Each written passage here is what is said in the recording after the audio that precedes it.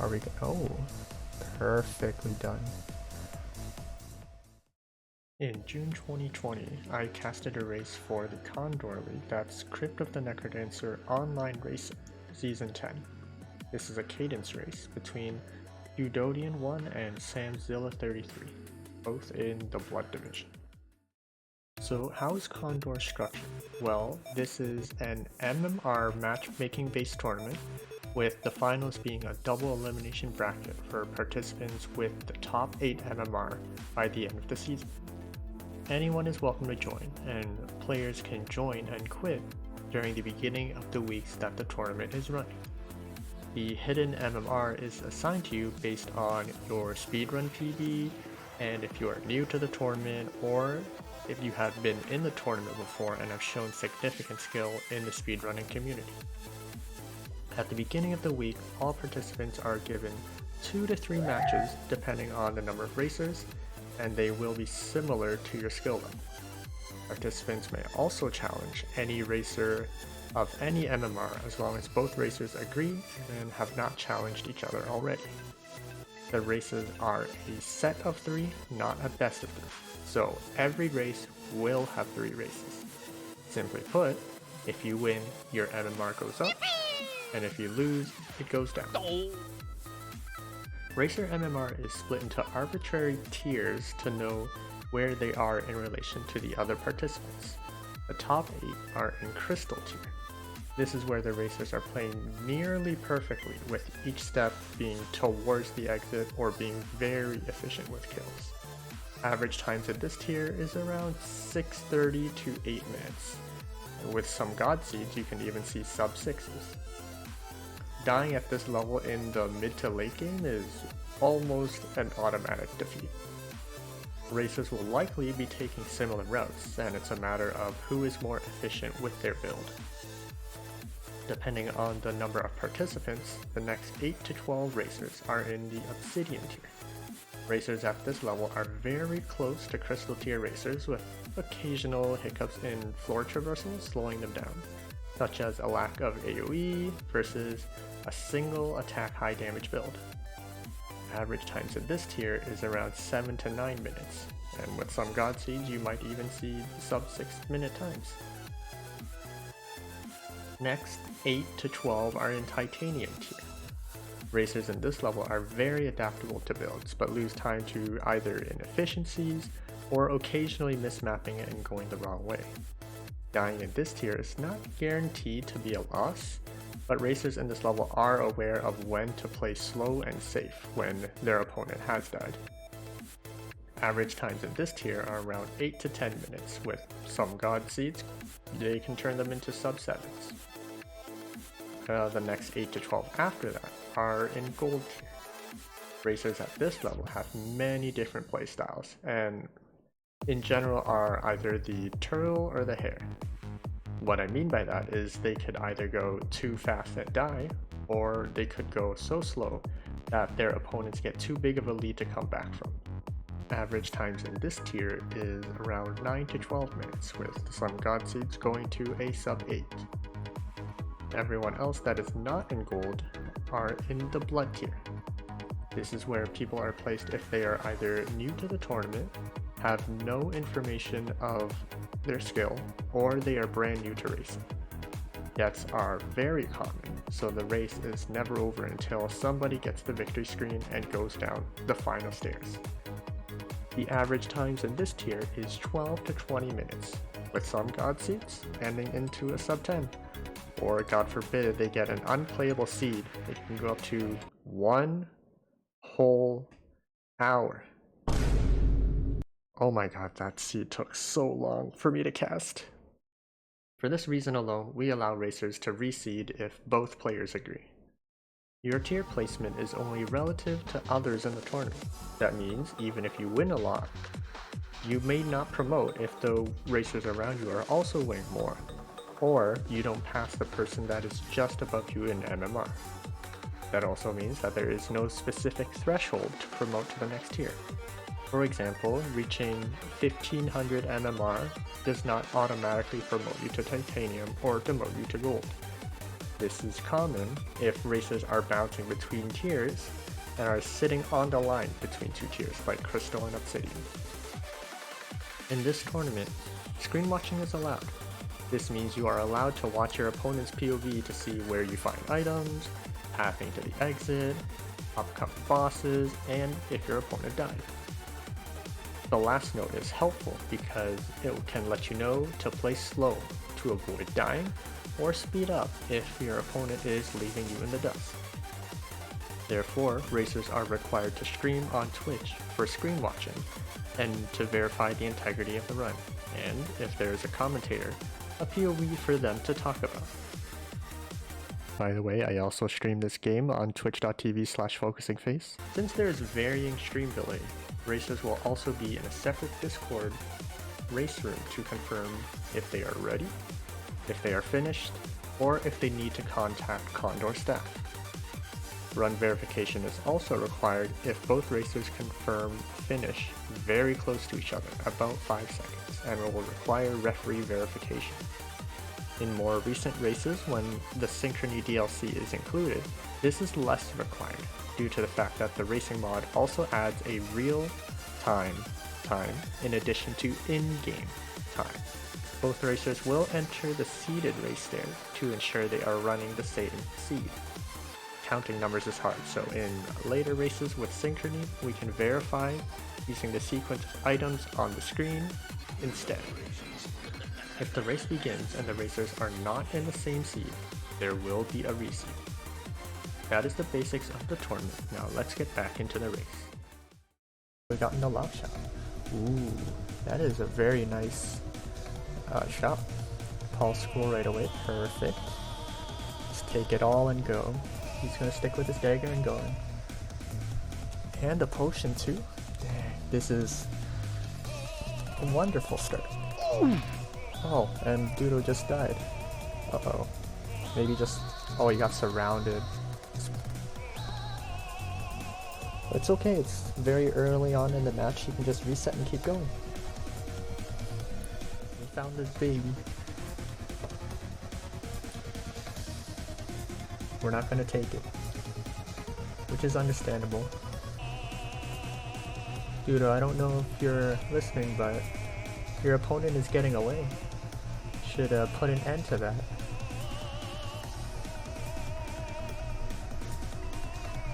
Unless you like seeing the death screen over and over again. Sam pick up a pulse spell too? Okay. And found a lock shot. See what we got in there. Oh. Dudo died again? I missed it. Oh. Warhammer showing its snag. Trying to get to the end of that exit there for Sam. But we do get Coral Rift for boss 2. Should be pretty easy with that hammer net. This is going to set up a pulse. No, we're just gonna pop it. Give it a little swing. Checking purple chest for a ring for a bomb spell. On to Fortissimo for boss number 3.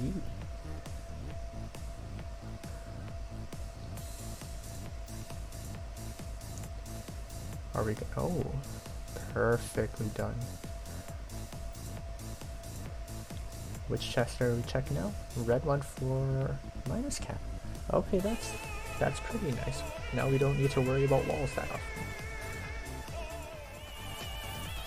So with a 4-zone lead, I'm hoping that Sam sees that he has room for some slow play. Seeing as Dudo died to a ghost. Oh, he's caught in a bad position. And we got a finish.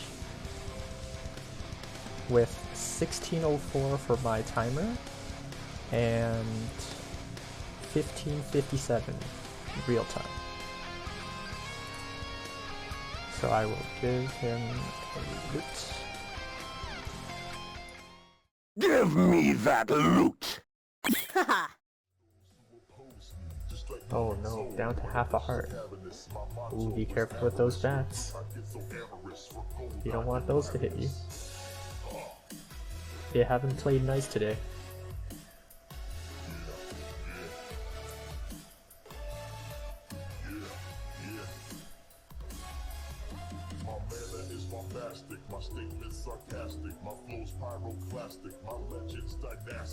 Dudo is really rolling those bats. He wants that edge. Oh, and walks right into a black skeleton. That's unfortunate, but it's still very early. More bombs. I don't think we need to check for bombs anymore. We do have 12 bombs.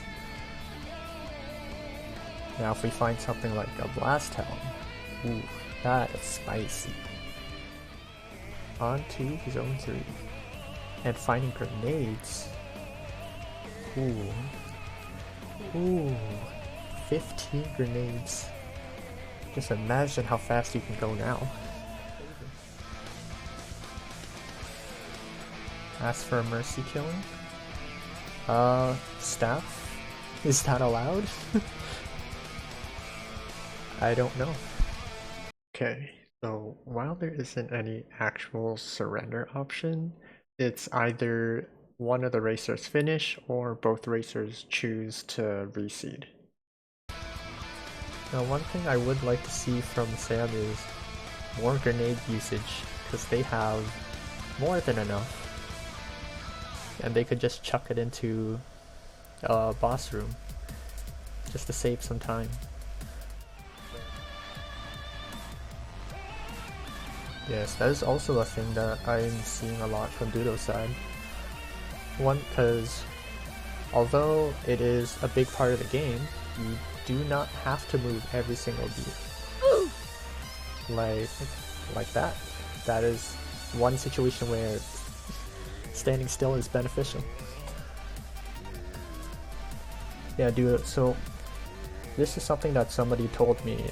Sometimes the best thing to do is nothing. Because I would rather you miss your multiplier and not get hit than trying to move every single beat. Because in the end, what matters more? Your life or like 20 coins? Yeah, it was a really well-handled dragon too. Maybe panic got you, Dudo, I'm not sure. But yeah, if you ever feel like panicking, as long as you're not in danger, of course, standing still is a perfectly valid option. The only exception, I would say, is something with like an obsidian weapon, or if you had the ear muffins, that's about it. But even then, you should still keep it in the back of your mind. Well, we are on to Dead Ring. What do we got this time? A left side, right side spawn, so left side scoots. Almost perfectly done. And we are on to the Necrodancer. This is where you put those grenades into good use.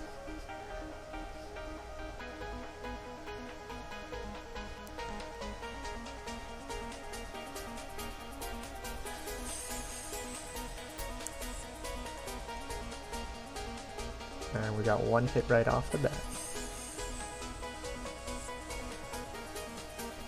Are we seeing lures?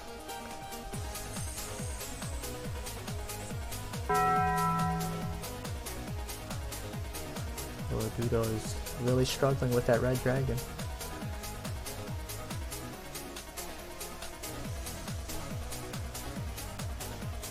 But I think Sam is going to finish up this race here.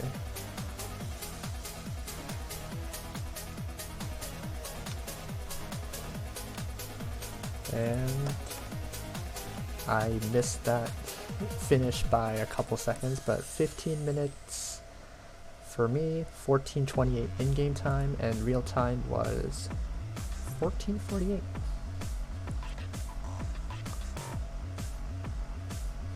Is that a seeded, maybe a seeded PB for Sam?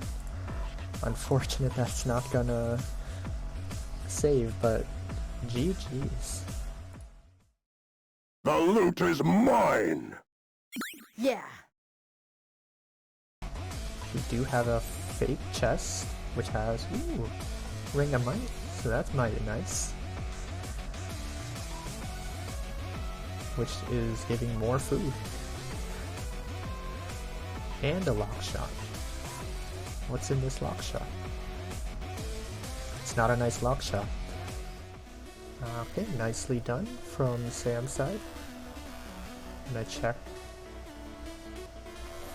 purple for regen. Okay, interesting choice.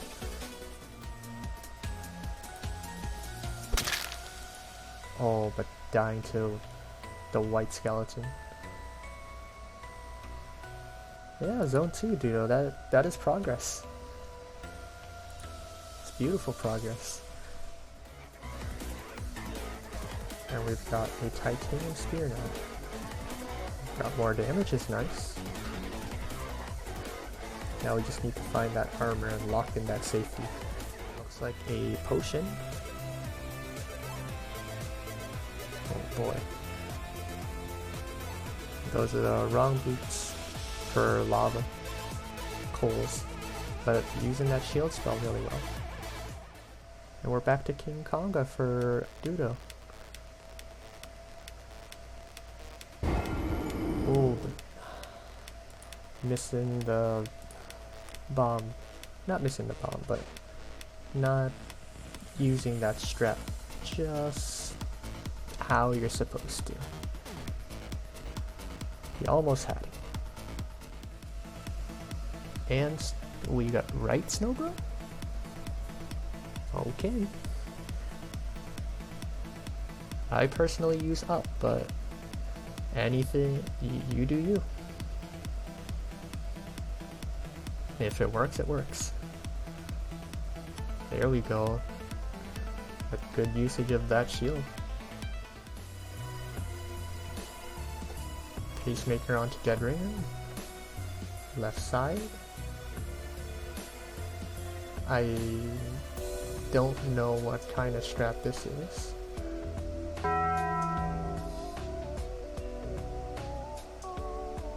Uh-oh. Now would be a good time to pop that shield. Never mind, you don't need to. It was all planned. But without any bombs. So we are going to need to do a lot of button puzzles. Okay, one more hit. And there we go.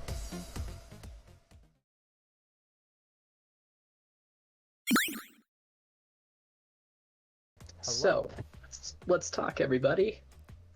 Well, to be honest, it's I'm a little relieved it's over, but at the same time, I don't know. There's a lot of feelings going on. It's been a while since I've, for one, streamed, but for two, since I've done any kind of competition of any kind. So I just kind of, I'm a dive head first sort of person. So I just kind of, even though I knew I probably wasn't going to do so well, I just figured I would try to keep going.